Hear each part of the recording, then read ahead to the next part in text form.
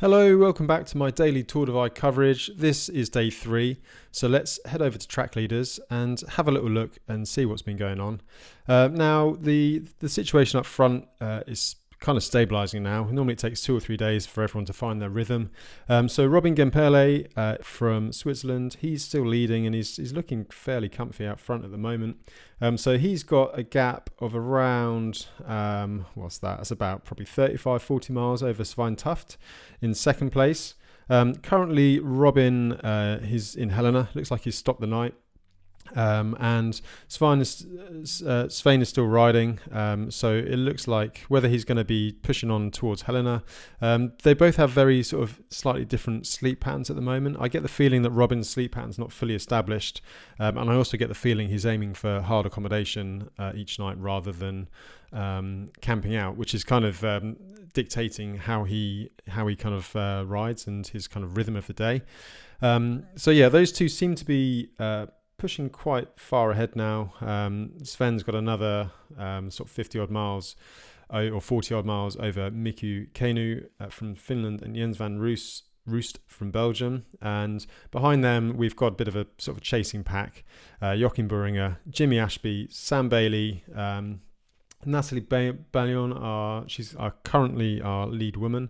Max Race and Xavier Chiboga. Now they're all in the same place, and they seem to be they're at the Llama Ranch, which is one of the kind of one of the key sort of places that people stop. So let me just zoom in on track leaders here. Track leaders seems to be a bit slow today for some reason, so I'm not quite sure why that is. But you can see here that they're all basically bunched up in the Llama Ranch. You can get little wooden huts here. So they'll all be setting off, I guess, in the next couple of hours. Currently, it's what time is it locally? It's just before 2 a.m. locally. So within the next hour or so, I suspect we'll see them rolling again. Leo Wilcox, she's in second position in the women's race. She's closing in on Natalie. Between them, they seem to be kind of toing and froing in the lead there. So I think again, it's more down to kind of getting their sleep patterns established. And we can, if we look on this the run rest tab here, which is quite interesting, it gives you quite a lot of stats about moving time, moving average, stopped time. So that includes sleeping and also resupplies and things like that.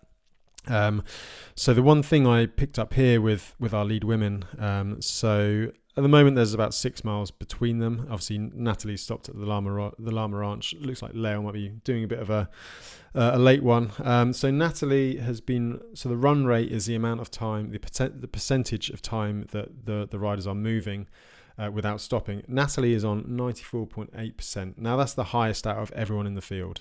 So Natalie just isn't sleeping or stopping at the moment. However, her average moving speed is 9.4 miles an hour. If we look at Leo, she stopped, or she's been moving 82% of the time. But she's got a faster average speed, so 10.7 miles an hour. So I suspect, I'm not sure Natalie will be able to keep up that rate over the coming days and weeks. So yeah, I suspect Leo may be in the slightly stronger position here. However, I've been in races with Natalie, and she's a pretty ferocious competitor. She really pushes very hard. So I would suspect that by the end of the race overall, she still would have a very high run rate. But the less you sleep, the more you're moving all the time, the slower your average speed is. So it's always finding a balance. And as I've kind of alluded to over the last couple of days, I think the riders up front now, certainly over the last few years, they're prioritizing good solid sleep in hotels, slightly longer sleep, and then riding faster during the day. So if we look at the lead men at the moment, Robin Gemperle, obviously he's in Helena at the moment in a hotel, and his average speed is 13.1 miles an hour. So that is the fastest by far out of everyone in the race. His rest time is rested for 9 hours 41 minutes and run time of 84.8%, which is pretty decent. Svein Tuft in second, he's got a run percentage of 81.9, so he's stopped about another 2 hours or so over Robin, but he's riding an average speed of 12.3 miles an hour. So Robin is by far the fastest guy in the race here, and if I'm honest, I'm not particularly surprised to see these kind of stats early on. Miku Keinu in third place. We'll try and delve in a little bit more into him later on because I don't know an awful lot about him. He's got a quite high run rate, so his run rate is 86.8, 11.5 mile an hour average. So he's riding fairly quick. Jens van Roost, he's pretty experienced now. He knows where he can stay, where he needs to push. 12.2 mile an hour average. So he's riding pretty quick. And the other interesting one to watch over the coming days, Sam Bailey. He looked like he had quite a long sleep. So he's had 17 hours rest time.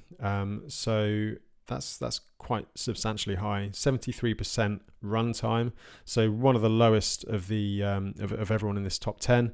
But he's running at 12.4 miles an hour, so he's actually riding faster than Svein Tuft. It's just probably the second fastest guy across the ground in the race. Now, if I just go to the race flow, so that, again, this is the graph that shows movement versus stop time. We'll highlight Sam Bailey again. He had a massive sleep on night 2. So I'm not quite sure what's gone on there. But he basically looked like he stopped at 8 p.m. and got moving at 5 a.m. So I don't know whether he overslept or he had an issue, but he had a massive sleep and he's riding quite quickly as a consequence. So I suspect he's in 9th at the moment. I do suspect that we'll see him gradually rise up these rankings as the week continues. Natalie, who we talked about, is in 10th, and you can see her purple line, and there's just not any continual stops there. So I do think she's pushing her luck a little bit. We'll see. Maybe she'll have a big sleep at Lama Ranch and then settle into more of a rhythm over the coming days. But yeah, everyone else in that top 10 is fairly similar, and they've all kind of reset basically now at that Lama Ranch, as you can see by the grouping here. So that is so basically 5th through to 10th are all basically neck and neck now after 3 days. So yeah, that is my little analysis of the tracker and the map. Before I go any further, I do have to say a big thank you to Redshift Sports for the sponsorship of this podcast. I've been using their products for a number of years now. There's plenty out there. So today I'll just tell you about their seat posts. These are the Shock Stop seat posts. This is a brand new one I've got here. It's a Shock Stop Pro Race seat post that's waiting to go on my bike for the Silk Road Mountain Race. Really beneficial, actually. They just if you're not riding a full suspension bike, or you want to ride a hardtail for the bigger frame space or a lighter weight, you can put one of these on. Gives you a bit more comfort. This has got 20 millimeters of travel, which is adjustable with spring and an elastomer you can tune. And then there's different versions as well. With the endurance versions have 35mm suspension and are tunable in different ways. And then the Shock Stop City's seat post is a more of a basic model, just for putting on your city bike and running around town. But yeah, a number of riders are out there on the course running these seat posts. I really rate them. So yeah, I'll put a link up on the screen now if you're interested, and there's a bit of a discount as well available. So have a click on that and check Redshift out. And the second sponsor for this coverage, Enduro Bearings. I've talked a little bit about their bearings over the last couple of days. As well as bearings, they do all the tools you need to fit everything. So the linear press bearing presses, all the little tools that you wouldn't think you needed, but bottom bracket tools, everything like that. Really high quality drifts, BB tools, chain whips. So yeah, definitely worth having a check of their tool range if that's the kind of thing you're interested in, because I know a lot of people do like their tools. So yeah, big thanks to Enduro Bearings and Redshift for the support of this. So let's just take a little look and see where the riders currently are. So Robin, as we know, is in Helena. So Helena is probably one of the biggest cities on the route, and basically it sits, if you look at the profile down the bottom, you can see it sort of sits in a big valley, and there's a big climb after. So the elevation is starting to creep up after this section, and you end up staying higher for longer. So after Helena, you can see there's a small climb out the city, and then you've got it's Lava Mountain. So this is this last year this was pretty horrific. It's more like it's a 4x4 track. It's not like a hard track, certainly not on the top bit, and if it rains it gets really muddy. It's a bit more technical. Last year I think Justinas and Ulrich and most of the front of the race really got hit by a snowstorm up here. So yeah, that's a nice tricky section. Robin's a really experienced mountain biker, so I'm sure he'd be pretty fast over this. I would suspect he might gain a little bit more time, certainly over the record from last year through this area. And then they'll be heading through buttes, and then it's kind of, as I said, you're getting higher and higher. So they'll be, you'll head up over Fleecer Ridge, and then there's quite a long kind of road section before you head sort of towards back into the next state. So yeah, it's going to be a tough couple of days for the leaders, but yeah, everything looks like it's under control up there. So before I go any further, what I'm going to do is I'm just going to play a couple of voice notes that I've been sent. So I've had voice notes from Matteo Paez and Jochen, so I'll play these out because they're both of a very sort of similar theme, which is quite interesting. So let's listen to Jochen first, see what he had to say. Hi Josh. Short race report from day 3 of the Tour Divide. This day was so far good. After a proper sleep in the hotel, I started motivated into the day. But in fact,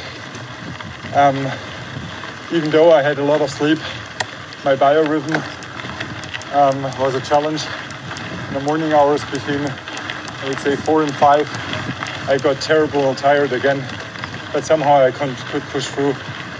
And then the rest of the morning was a lot of climbing in beautiful mountains. And there was also the, I would say, longest and most magnificent single trail of the route so far. So I really enjoyed it. But in the afternoon, we were really cooked now in the heat of the sun. No shadow, lots of long flat sections. So really a challenge, and I'm looking forward now to some rest or some milder temperature in the evening. I will try to push through to Lama Ranch. So yeah, that should also fit maybe to have some sleep there. So before I then continue in the third night.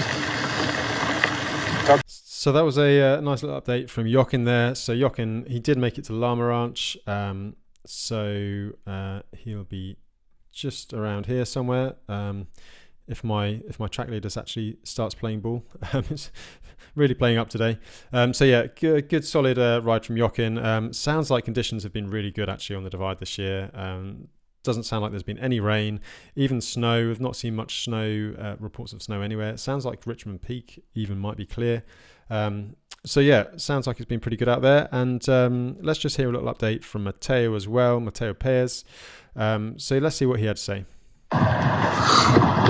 Hey Josh, it's Matteo calling in on day 3 of the Tour Divide 2025. I am just leaving Columbia Falls, Montana. Just got 4 hours of much needed sleep. Super fast year if you couldn't tell, but just ticking along, riding my ride, enjoying the good weather for now, and enjoying that Tour Divide trail life. Everything will start to settle in hopefully after the 3rd or 4th day, so just staying positive and letting the body find its ways. Life is good on the trail. So yeah, both those riders obviously talked about kind of getting in the rhythm, and yeah, it can take for me 3 or 4 days to really get into the rhythm. I find normally on day 3 or 4 my body has a bit of a low, but then it kind of just figures out that, you know, we're going to be doing this for a long time now, and everything starts working nicely, and you know, you just start getting more efficient with your pedaling, and you get in that rhythm with sleep. So yeah, it sounds like both those riders are having their little battles with that. But yeah, everyone's going to be in the same boat, and that's part of the Tour Divide. So now let's head over and finish up with some stories. So you may remember yesterday, said about Dirty Dan Connell. He had a bit of a crash, went down pretty hard, smashed his helmet and hit his hip, but it looks like he's still riding. And he's managed to buy a new helmet. So yeah, Dan's still out on the course. Hopefully it doesn't slow him down too much, and hopefully he's not really injured, and you know, he can he can get himself going quite well over the next few days. So next up, I spoke briefly about Miku Keinu. He's in third place at the moment. This is his Instagram, but there's not really much on there. But it looks like he was 10th at the Transcontinental race over in Europe last year. So he's got some experience. He's a pretty solid rider, but yeah, it's not much in the way of posts at the moment. So yeah, we'll keep an eye out for Miku, but he's put a few photos up. So yeah, we'll see what we can find out as the event goes on. Now, a crowd favourite, John and Mira the dog. So let's just look on the tracker. So John and Mira, they are dog packing. So John carries Mira in the back of his bike, and they kind of ride along together. So as you can see, they're doing pretty well actually. They are just past Columbia Falls. You can see here in the green being for the dog packing category. So yeah, they're going along pretty strongly in Columbia Falls there. So pretty much mid-pack, which is pretty solid considering that there's both them and a dog. John's got a YouTube channel. He's been putting up some videos, and you can see here this was rolling into whitefish. So yeah, give those guys a follow, and you'll be able to see what they're up to. I'm sure they'll be doing little updates as the race develops. Not quite lastly, but I found a little update from Robin as well. So he's been sending me a few updates, but this was just on his Instagram. So let's see what he says. Hoi! Took some time for the first update. Not much to say.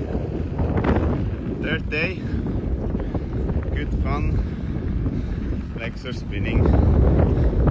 Weather is nice. Ciao, ciao. So not an awful lot there from Robin. But yeah, give him a little follow. I'm sure he'll be putting more updates up as he goes along. But again, sounds like he's just getting into the rhythm, and he's flying. And at the moment, he's looking incredibly strong. And it looks like it's, as I said, been pretty good conditions out there. However, this is the Tour Divide. You never know what can happen. And I'm sure there's a chance of a storm or some mud or something to throw a bit of a spanner in the works later on. And finally, I just want to finish up today. Martin van Heverbecker, this is his second time down the Tour Divide. He's a really experienced rider. He's done a lot of these races, and he's put up some pretty nice stories. So yeah, this is it, the bacon cheddar breakfast burrito. You eat a lot of these things on the Tour Divide. They're pretty handy because they're pocket sized, so you can put 3 in your pockets, loads in your bags. Training tracks, you're enforced rest every now and again. You guys in the States love your really long trains, so it's sometimes nice to have a 10-minute rest while the trains go by. That's Matteo, who we just heard from. Looks like they've been riding together out on the course there. And this looks like the climb up to Richmond Peak. It looks really good conditions. Can't even see any snow on the mountains in the background. So yeah, it looks like it's been pretty good. And yeah, that's a view from the top of Richmond. So it doesn't get much better than that on the Tour Divide. So yeah, looks like they're all having a blast. And to be honest, I'm kind of feeling like I'm missing out a little bit at the moment. So yeah, I will be back at the Tour Divide at some point. People have been asking. But at the moment, I need to bring you coverage. So I can't just drop it and go. So I think that's about it for day 3. Hopefully I'll have some more updates tomorrow. And yeah, thanks for watching as always. Don't forget to give us a subscribe if you don't want to miss any of these updates. And I'll see you again tomorrow for day 4. Thanks for watching.